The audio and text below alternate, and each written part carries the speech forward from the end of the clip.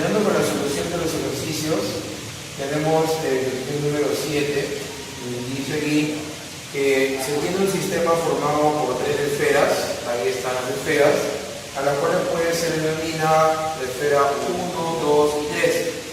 Ahora, ellos están sobre una recta numérica, lo cual indica que esta es la posición 1, posición 3 y posición 4. Eso nos lleva entonces a la conclusión sencilla de que la distancia entre estas dos posiciones es 2 centímetros y aquí esto es 1 centímetro. Bueno, entonces cada una de las partículas tiene la misma masa, significa que esa masa es una masa de 10 gramos, todos tienen la misma masa de 10 gramos, ¿está bien? Y bueno, esta partícula acá se mueve con una rapidez de 2 centímetros por segundo. Listo. Entonces, con esta información nos dicen que al chocar las partículas, esos choques van a ser completamente inelásticos. Ahora, ¿qué implica que el choque sea completamente inelástico? Bueno, implica que cuando esta partícula choque con esta, luego de ese choque se van a mover juntas. Y lo mismo se va a repetir aquí cuando las dos partículas choquen con la tercera. Entonces ahora las tres se van a ir juntas, ¿está bien? Ahora, importante recordar de que en un choque la característica es de que la cantidad de movimiento del sistema antes del choque y después del choque son iguales, ¿sí? Hay una conservación de la cantidad de movimiento en el choque. Lo que sí cambia es la energía. En este caso, cuando un choque es inelástico, la energía va disminuyendo. ¿Está bien? Bueno, entonces, si nosotros observamos acá, nos pregunta cuál es la cantidad de movimiento del sistema en el instante t igual a 3. Bueno, en este caso, pasado cierto tiempo, 3 segundos, ¿cuánto será la cantidad de movimiento? Pero tengamos en cuenta lo siguiente. Si la cantidad de movimiento se conserva, entonces, si acá, en este momento, él lleva una cantidad de movimiento P, ¿sí?, que sería pues el producto de la masa por la velocidad, bueno, sería entonces 10 por 2, esto sería 20 gramos, ¿está bien? 20 gramos centímetro por segundo, ¿sí? Entonces, en este caso, esa cantidad de movimiento va a ser la misma en todo instante, porque la cantidad de movimiento se conserva. Por lo tanto, entonces, la respuesta sería que luego de 3 segundos, entonces la cantidad de movimiento sigue siendo la misma que al inicio, que es 20 gramos centímetro sobre segundo. Tenemos el ejercicio número 8, donde se muestra un sistema oscilante. Nosotros conocemos que este sistema va a describir un movimiento armónico simple. Ahora, tenemos como dato la constante del resorte, la masa del bloque y la rapidez máxima. Nosotros sabemos que la rapidez es máxima justo cuando el cuerpo está pasando por la posición de equilibrio. ¿Bien? Entonces nos piden calcular la amplitud de la oscilación. Bueno, entonces la rapidez máxima es igual a la frecuencia por la amplitud de la oscilación. Pero a su vez recordamos que esa frecuencia se calcula como la raíz cuadrada de la constante entre la masa. Bueno, hay que reemplazar. Entonces aquí la rapidez máxima es 10, eso es igual a la raíz cuadrada de la constante que es 300 y esto sobre la masa que por lo tanto es 2 y esto multiplicado por la amplitud. Bien, entonces esto nos da 150, ¿sí? Ahí está por la amplitud y esto es 10. Ahora, 150 es 25 por 6, pero 25 tiene raíz cuadrada que es 5, entonces sería de esta manera. Ahí está, ¿sí? Entonces aquí es quinta 1, quinta 2. Bien, entonces al pasar esto al otro lado de la expresión, ¿no?, nos quedaría lo siguiente, sería 2 en este caso, sobre la raíz de 6, ¿sí? Y esto sería igual a la amplitud. Bueno, entonces aquí racionalizando sería por raíz de 6 y también ahí por raíz de 6. ¿Listo? De aquí entonces, al operar, nos queda ahí entonces el valor de la amplitud, ¿sí? Sería acá 6, mitad sería 3. Sería entonces raíz de 6 sobre 3. ¿Ya? Entonces sería de esa manera. Bien, continuando entonces con la solución de los problemas, se indica lo siguiente. Hay una esfera de 200 centímetros cúbicos de volumen que tiene una densidad igual a 0,8 gramos por centímetro cúbico. ¿Sí? Y bueno, aquí hay que tener presente que está sumergida en agua y la densidad del agua es 1. Entonces, nosotros ya sabemos por propiedad de que cuando la densidad de un cuerpo es menor que la densidad del líquido, ese cuerpo va a subir, no va a salir a flor. Bueno, entonces, como nosotros ya conocemos ese hecho, bueno, continuamos con lo que indica acá. Dice que la esfera se suelta, eso quiere decir que aquí su rapidez 0, y esto empieza a subir, como ya lo hemos indicado, y nos pide calcular el tiempo que demora en subir 5 metros. Entonces, de aquí a aquí transcurre un tiempo, ¿no? Cuando sube 5 metros, y nos piden calcular ese tiempo. Bueno, entonces dice además no considere las fuerzas de fricción y G igual a 9,81 metros por segundo cuadrado.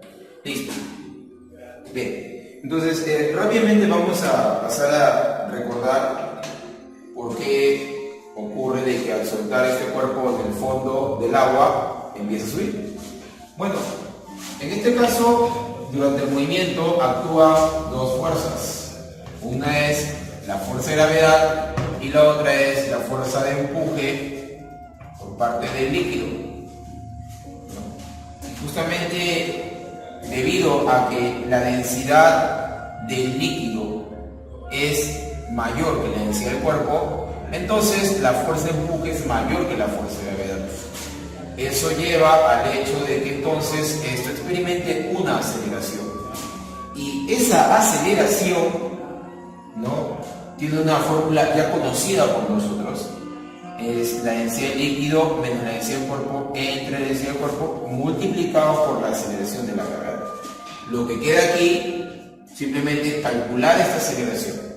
Y con esa aceleración, utilizando nuestras ecuaciones del mRUV, vamos a poder calcular el tiempo. Entonces vamos a calcular primero la aceleración, ¿sí? Entonces, la densidad del líquido en este caso es agua, es 1, menos la densidad del cuerpo, que es 0,8, sobre la densidad del cuerpo, que es, en este caso, 0,8. ¿Listo? Todo esto multiplicado por G, ¿no?, que en este caso es 9,81. ¿Listo? Aquí operando esto aquí, tendríamos lo siguiente. Esto acá es 0,2. Entre 0,8 sería un cuarto. Entonces sería 9,81 entre un cuarto. Y eso nos da 2,45 metros por segundo al cuadrado. Ya está. Entonces, ya tenemos ahí la aceleración. Entonces, a continuación vamos a utilizar nuestras ecuaciones del mRUV para hallar ese tiempo perdido, ¿sí? Ahora, entonces, conocemos que la aceleración que acabamos de calcular es 2,45. Conocemos la rapidez inicial, conocemos la distancia y queremos el tiempo. ¿Qué ecuación del mRUV involucra esas cantidades? Esta: distancia, rapidez de inicio por el tiempo, más menos aceleración por el tiempo cuadrado sobre 2. Bien, entonces Con esta expresión vamos a calcular el tiempo perdido. ¿Listo? Bien, entonces, la distancia es 5. Ahora, como la raíz inicial es 0, entonces este término se cancela. 0. Entonces, la aceleración es 2,45 y bueno, este es el tiempo al cuadrado sobre 2. Realizando, bueno, esa operación, vamos a llegar a que el tiempo es 2,02 segundos. Bien, continuando entonces con la solución de los problemas. Problema número 14 se indica lo siguiente. Hay un condensador plano, se muestra aquí, y dice que se conecta a una batería de 6 voltios, entonces aquí esta batería es de 6 voltios. ¿Está bien? Luego se indica que se desconecta. Bien, entonces al desconectarse dice que se disminuye la distancia entre las placas. Estamos considerando que la distancia entre las placas al inicio es D, y entonces se acercan las placas hasta que la distancia se reduce a la mitad. Entonces estamos poniendo acá de medio por esa razón. Bueno, entonces dice que debemos calcular la diferencia de potencial en voltios entre las placas en este caso, o sea, al final. ¿Ya? Entonces, ¿cómo trabajamos en este caso? Bueno, primero hay que tener en cuenta el siguiente hecho, que esto al estar conectado a una fuente va a almacenar cierta cantidad de carga, ¿sí? Entonces aquí en las placas hay almacenado una cierta cantidad de carga. Sería entonces ahí, ¿sí?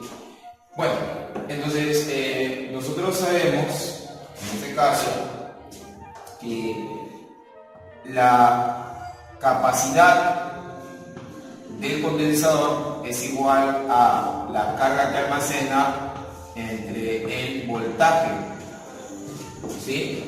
Pero esa capacidad, ¿sí?, ¿de qué depende? En el caso de un condensador plano, esa capacidad depende de la distancia entre las placas, la superficie de las placas y el medio entre las placas. En este caso, el medio es el vacío, por lo tanto está ahí la permitividad en el vacío, ¿no? Y esto es proporcional, en este caso, al área e inversamente proporcional a la distancia. ¿Sí? De esta manera. Ahora, entonces, de aquí esto sería igual a la carga entre el voltaje. ¿Listo? Bueno. Ahora, en nuestro caso, ¿no?, lo que tenemos que tener en cuenta es qué cantidades se van a mantener constantes. Bueno, el medio sigue siendo el mismo, ¿sí?, el vacío, así que no va a cambiar. El área superficial de las placas tampoco va a cambiar. La carga que almacenan las placas tampoco cambia. ¿Por qué? Porque al desconectarse las placas, no importa en qué posición se encuentren, esas placas van a conservar esa cantidad de carga que han acumulado. Entonces, en función a que sabemos que esas tres cantidades se van a mantener constantes, vamos a despejar de la siguiente manera. Diremos entonces acá la permitividad, el área y la carga. Eso es igual a la distancia sobre el voltaje, ¿sí? Entonces ya sabemos que esto que está aquí, ¿cómo es? Constante. Bien, esto quiere decir que esta razón debe mantenerse al inicio y al final, ¿sí? Por lo tanto, a partir de ese razonamiento, planteamos, entonces, al inicio la distancia es de, ¿sí?, y el voltaje en este caso es 6. Ahora, Ahora, aquí al final, la distancia es de medios. Y justamente lo que queremos calcular es el voltaje final. Y aquí entonces se cancela él, pasa a multiplicar y ese voltaje final es 3. Bueno, venía de ser. Bien, continuando entonces con la solución de los problemas, tenemos este circuito eléctrico donde hay una fuente de 5 voltios y las 3 resistencias conectadas en paralelo de igual valor. Bien, entonces nos dicen aquí de que la potencia disipada por el sistema es 75 watts. Ahora, la potencia disipada es la potencia, ¿no?, perdida por cada una de estas resistencias. Nos piden justamente calcular el valor de R, ¿sí? Entonces, esto se puede resolver de la siguiente manera. Lo que podemos decir aquí es reducir estas 3 resistencias a una sola. Y nosotros ya sabemos que cuando tenemos resistencias en paralelo iguales, entonces la resistencia equivalente es esa resistencia, bueno, si son 3 en paralelo, entre 3. Por esa razón. Bueno, ahora, la potencia disipada, ¿sí?, se puede calcular en este caso como el voltaje en la fuente al cuadrado dividido justamente entre la resistencia. En este caso, la resistencia equivalente, ¿sí? Bueno, entonces aquí sería 5 al cuadrado y esto dividido entre la resistencia equivalente, que es R tercios. ¿Ya? Y esto aquí es igual a 75. Muy bien. Entonces, bueno, esto es 25, 75, 25ava 1, 25ava 3. ¿Está bien? Bueno, y aquí ya solamente queda operar en esta parte cuánto valdría R. Operando, R sale